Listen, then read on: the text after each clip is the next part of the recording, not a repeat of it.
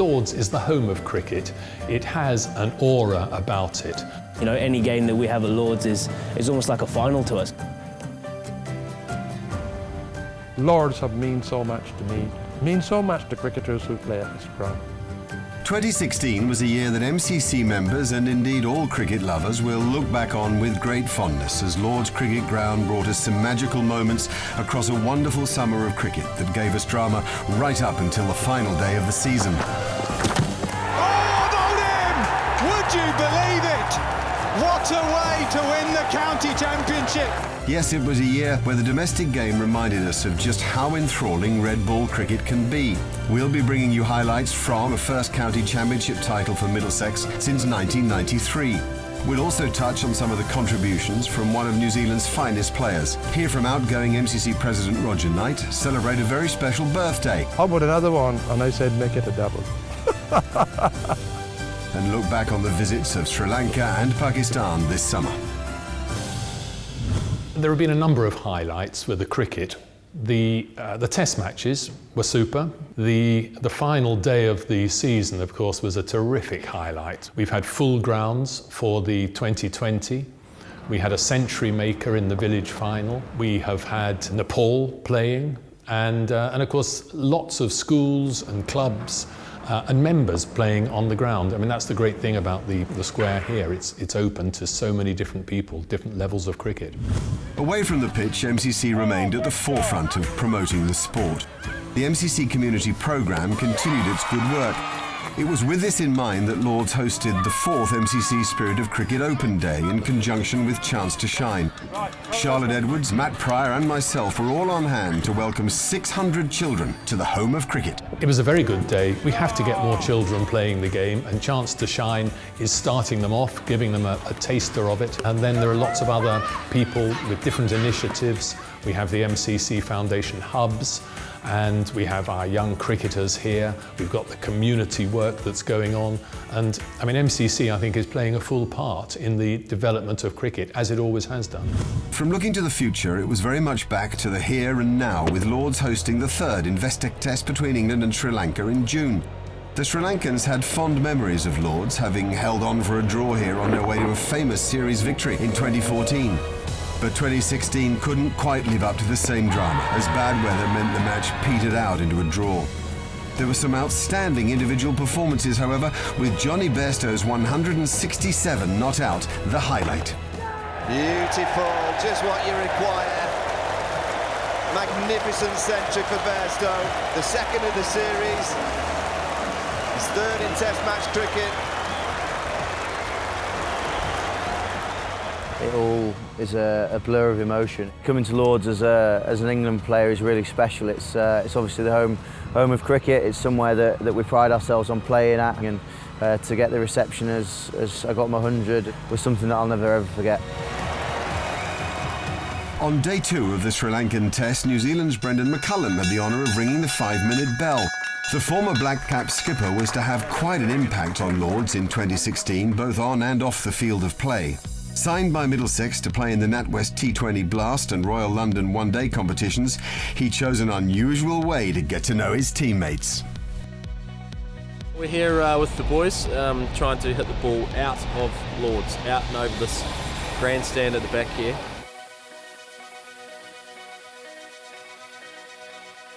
It's a long way. You sort of think there's about an 80-yard carry, and then there's a big building, so it's going to be an astonishing strike.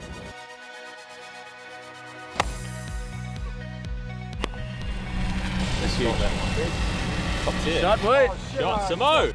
Yeah, see, I reckon you've got a chance actually.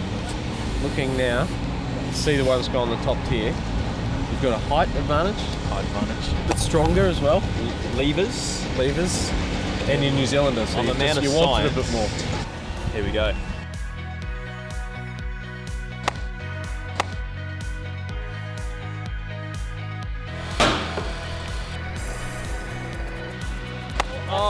That's the one. Is that the one?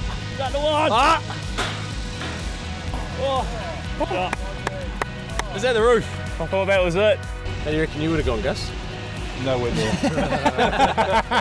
Absolutely brilliant.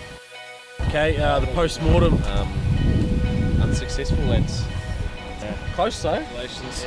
And only one window broken at Lords, so the members will be happy.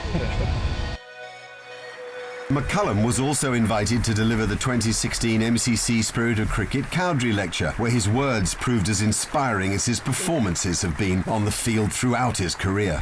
One of the things I was really keen to do was to get Brendon, after the marvellous year he had at the World Cup and the series last year, and where he just led by example, and the New Zealand side played in exactly the right spirit. Reflecting on my 14 years of international cricket, I again acknowledge my numerous failings and mistakes throughout my career, but also celebrate that when I retired from international cricket, the New Zealand team, through the contribution of everyone, has rediscovered its soul. It's now a team that our country is proud of. Our followers know that New Zealand, we're not going to win every game, or we're not going to be the world's best team, but I think that they were able to look at the team has been a representative of our culture. McCullum was with the Middlesex team throughout June, hitting a top score of 87 not out at Canterbury against Kent and showing the Lords crowd glimpses of what makes him such a destructive batsman. He was fantastic. You know, the advice that he gave, the way he fitted in with the boys. You know, obviously I don't think he scored as many runs as he wanted in the 2020. I think he had a great season in the one-day tournament. Hopefully he can get another chance to come back to Middlesex and score some more runs. His influence on the Middlesex team was bigger than his scores on the pitch as the team reached the quarter-finals of the T20 Blast competition following some fine games at the home of cricket. Rain reduced the game against Somerset to 9 overs a side, but 53 not out from skipper Dawid Malan was a highlight in the 4-run win. Make that 53, that's going to go all the way. Brilliant innings from Dawid Malan. A quick-fire 42 from 24 balls by Owen Morgan helped Middlesex past old enemy Surrey in a 5-wicket win in July. Milan rounded off the home fixtures with another unbeaten half-century, but it wasn't enough to deny Essex a win in front of another full house at Lords. Oh, I tell you what, I think he spilt the beer and the ball. Playing at Lords is obviously fantastic. You have 4 or 5 games a year here, and these are the games that we look forward to in the year. You know you're going to get good crowds, you know you're going to get a good atmosphere, you know you're going to get a good wicket. The main thing is about being consistent, and we need to be as consistent as we can next year and try to improve on the results that we did this year and get our team to finals there. Oh, what a shot that is. Just a little bottom hand flick. First ball into the grandstand. Thank you very much. The public's appetite for T20 shows no signs of slowing, with big crowds at all of Middlesex home games this summer. But the professionals weren't the only ones to perform at Lords this year. In all, MCC took part in 538 games, both around the UK and overseas, with a number being played on the outfield here at Lords. The MCC young cricketers once again triumphed over their older counterparts. Ben Curran, the younger brother of the Surrey pair Sam and Tom Curran, was particularly impressive with the bat, hitting 86 off 83 balls. Despite being bowled out inside 49 overs, the young cricketers posted an imposing total of 336, and that was always going to prove too much for MCC, bowled out for 167 to give the young cricketers a massive 169-run win. Both the men's and women's university finals were contested at Lords. Loughborough MCCU competed in both, with the men aiming to retain the title they'd won in 2015, as they took on Oxford MCCU on the main outfield, while the women faced Exeter on the nursery ground. Boasting the likes of England bowler Tash Farrant in their side, Loughborough's women were able to restrict Exeter to 166 in their innings, a total that Loughborough comfortably reached with 7 wickets to spare. Loughborough's men couldn't follow suit though, with Oxford opener Malcolm Lake and Bruno Broughton hitting 89 and 90 respectively to guide Oxford to 267 for 9, before Steve Green starred with the ball, taking 3 for 28 as Loughborough were bowled out for 230. After a successful MCC tour to Nepal in 2015, the fledgling cricketing nation was invited to play their first game at the home of cricket. It was a special occasion, with a very vocal support helping Nepal to a famous win that will live long in the memory of all those at the ground. Well, it was absolutely marvellous. The MCC touring team played in Nepal last year and made a lot of friends. And to have Nepal here was a very important step forward to help the associate member country. I don't think that I can get a better atmosphere than playing at Lords against MCC. I think that this game will give these players a lot of confidence and the recognition. So that will definitely give us a boost for the coming World Cricket League and qualifiers. All these years, never dreamt that we'll get the match at Lords. Every game at Lord's is, being viewed by so many people out there. So it's a platform for us to showcase what Nepal cricket is, the talent in our country.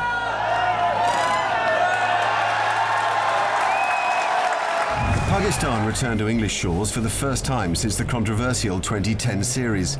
6 years on, and Mohamed Amir returned to play in his first Test match since those events of 2010, with any lingering questions over his reintroduction quickly forgotten as both sides played their part in producing a Test match of exceptional quality. They done it! Mohamed Amir has done it! The last time he left this ground, it was in disgrace. Now it's more than delight we can see out there. It's utter, unbridled joy. One of the great performances by any team here at Lord's. I thought that Pakistan were terrific. Their chairman said that they'd come to play cricket within the spirit of cricket, and you couldn't have faulted them in that Test match. I thought it was an outstanding game of cricket with full crowds. There were some personal milestones as well, with Pakistan captain Misbah-ul-Haq rolling back the years with a brilliant 100, and bowlers Yasir Shah and Chris Woakes both adding their names to the Lord's honours boards. He's got him in a beauty. 10 in the match for Chris Woakes.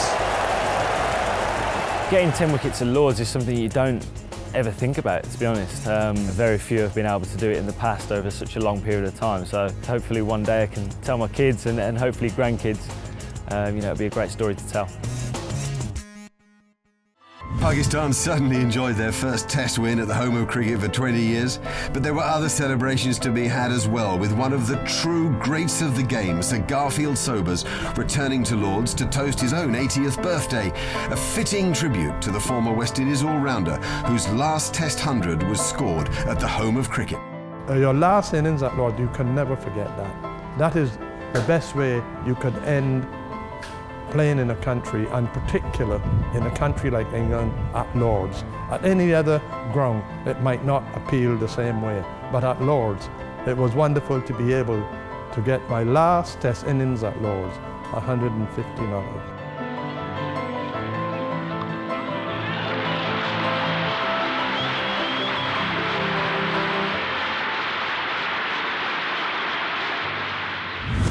This touring Pakistani side were to make one final visit to Lord's this summer as they played in the second Royal London One-Day International. Before that match, Misbah and Yasir were treated to something very special as they became the first players to witness their names being etched onto the honours boards. The event was streamed live across social media. Yeah, feeling proud. If you're at the honours board with a lot of legends there, top class players, I think that's what you really live for, and that's what you really play this game. Yasir was unable to repeat his heroics of the Test in the One-Day International as England continued their white ball renaissance under skipper Owen Morgan. The Middlesex man hit 68 on his home ground as England completed a successful run chase, led by Joe Root with 89, after Chris Woakes and Mark Wood had done the damage with the ball, bowling Pakistan out for 251. And that is that. Lord's can look forward to plenty more international one-day cricket here next season, with the ICC Women's World Cup final taking place here. Charlotte Edwards was captain when England last lifted the World Cup back in 2009, and although recently retired from international cricket, she's still actively involved in the game. Edwards was part of MCC Women's Tour to North America, led by ex-England captain and MCC member Claire Taylor, as MCC's mission to support and grow the sport in new territories continues. It's so important we spread the spirit of cricket message across the world, and that's part of our job out here, is not just to play but to talk about the spirit of cricket, and I think that's been one of the really standouts for me on this trip so far. The 4th annual Christopher Martin Jenkins Spirit of Cricket Award, named in memory of the former MCC president and TMS commentator, was won by Worcestershire's Tom Fell. The 22-year-old had admitted to umpires that his foot had touched the boundary rope in trying to prevent a 4 during a tight run chase during a Specsavers County Championship match with Sussex. Yeah, I mean, I couldn't really hide the fact that it had already gone for 4. But yeah, I guess that thing obviously has been recognised as quite a sporting act. So I never thought I'd be getting an award for a dodgy piece of fielding. He knew that that was a 4, and he had the honesty and the integrity to say so. I think that it strengthens the game if the players play not only within the laws, but within the spirit of those laws. Fell, who only returned to the game in late June following a battle with cancer, enjoyed a strong season with Worcestershire that included a run to the Royal London One Day Cup quarter-finals, where the team finally came unstuck against Somerset. The final was contested between Somerset's conquerors Surrey and Warwickshire. The game was played in front of a bumper Lords crowd, but on a slow surface Surrey struggled and were bowled out for just 136. It was a total well below par that Warwickshire reached with ease. Former England batsman Jonathan Trott continued a brilliant summer with a chanceless 82 not out to guide his side home, and gave Ian Bell silverware in his first season as captain. Ease through the covers, timed sweetly, and it is a walk in the park for Warwickshire. The one-day final would usually signal the end of the cricketing summer at Lords, but with the sun still shining in late September, this wonderful old game had one more twist up its sleeve. The county cricket season that had begun way back on a damp morning in early April was still to be decided, with Middlesex, Somerset and defending champions Yorkshire all fighting to be crowned 2016 Specsavers County Champions. At Lords, the first 3 days had produced a real seesaw battle, with Middlesex seemingly in command, before Tim Brendon played perhaps his finest innings in a Yorkshire shirt to wrestle back control. And that'll do for Timmy Brendon. What an innings this has been by the Yorkshireman. Nick Gubbins batted superbly in the second innings, just incidentally as he had in the first.